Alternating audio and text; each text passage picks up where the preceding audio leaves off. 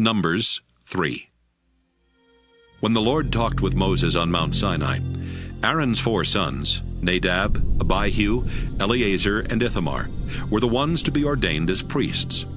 But the Lord killed Nadab and Abihu in the Sinai desert, when they used fire that was unacceptable in their offering to the Lord. And because Nadab and Abihu had no sons, only Eleazar and Ithamar served as priests with their father Aaron. The Lord said to Moses, "Assign the Levi tribe to Aaron the priest. They will be his assistants, and will work at the sacred tent for him and for all the Israelites. The Levites will serve the community by being responsible for the furnishings of the tent. They are assigned to help Aaron and his sons who have been appointed to be priests. Anyone else who tries to perform the duties of a priest must be put to death. Moses, I have chosen these Levites from all Israel, and they will belong to me in a special way. When I killed the firstborn sons of the Egyptians, I decided that the firstborn sons in every Israelite family and the firstborn males of their flocks and herds would be mine. But now I accept these Levites in place of the firstborn sons of the Israelites."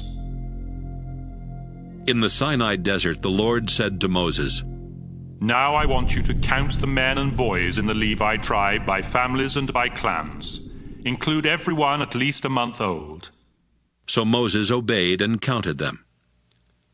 Levi's 3 sons, Gershon, Kohath, and Merari, had become the heads of their own clans. Gershon's sons were Libni and Shimei. Kohath's sons were Amram, Izhar, Hebron, and Uzziel. And Merari's sons were Mahli and Mushi. These were the sons and grandsons of Levi, and they had become the leaders of the Levite clans. The 2 Gershon clans were the Libnites and the Shimeites, and they had 7,500 men and boys at least 1 month old.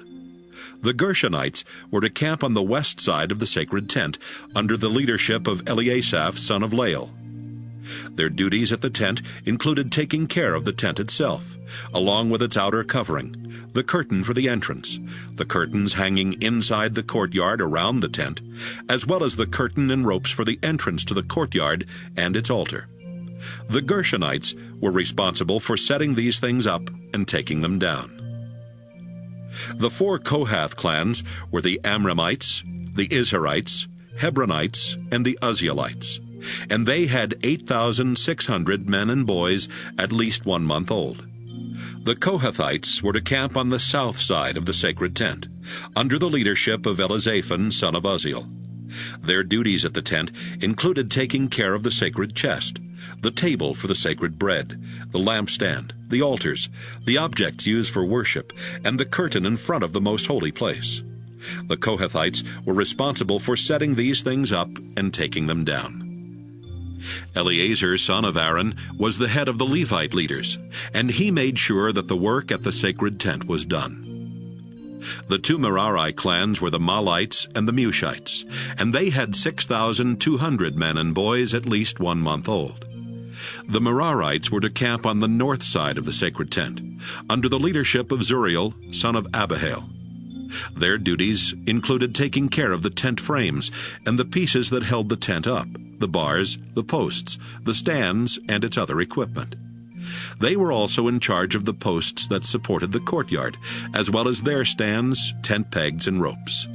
The Merari clans were responsible for setting these things up and taking them down. Moses, Aaron, and his sons were to camp in front of the sacred tent, on the east side, and to make sure that the Israelites worshipped in the proper way. Anyone else who tried to do the work of Moses and Aaron was to be put to death. So Moses and Aaron obeyed the Lord and counted the Levites by their clans. The total number of Levites, at least 1 month old, was 22,000.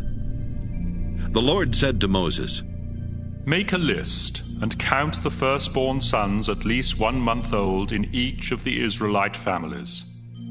They belong to me, but I will accept the Levites as substitutes for them, and I will accept the Levites' livestock as substitutes for the Israelites' firstborn livestock. Moses obeyed the Lord and counted the firstborn sons.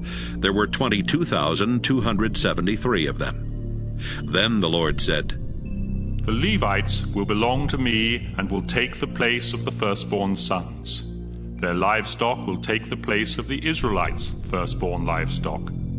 But since there are more firstborn sons than Levites, the extra 273 men and boys must be bought back from me. For each one, you are to collect 5 pieces of silver, weighed according to the official standards. This money must then be given to Aaron and his sons. Moses collected the silver from the extra 273 firstborn men and boys, and it amounted to 1,365 pieces of silver, weighed according to the official standards. Then he gave it to Aaron and his sons, just as the Lord had commanded.